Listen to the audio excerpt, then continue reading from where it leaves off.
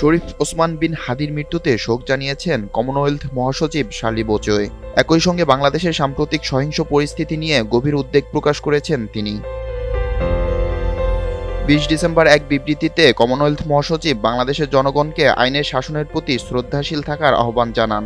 সেই সঙ্গে বাংলাদেশের সংশ্লিষ্ট কর্তৃপক্ষগুলোর প্রতি গণমাধ্যমসহ সবার নিরাপত্তা নিশ্চিতের আহ্বান জানান।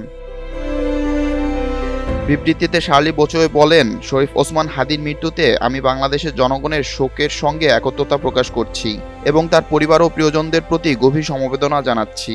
ঢাকা ও দেশের অন্যান্য এলাকার সাম্প্রতিক সহিংসতার পর সৃষ্ট পরিস্থিতি নিয়ে আমি গভীর উদ্বিগ্ন। কমনওয়েলথ মহাসচিব আরও বলেন, আমি আইনের শাসনের প্রতি শ্রদ্ধাশীল থাকার এবং গণমাধ্যম সহ সবার নিরাপত্তা নিশ্চিত করতে বাংলাদেশের কর্তৃপক্ষগুলোর প্রতি আহ্বান জানাচ্ছি।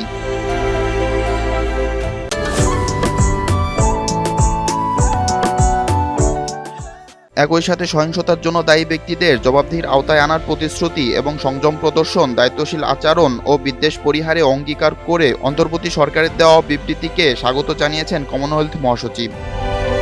বিপ্লব শেখ, এনটিভি অনলাইন।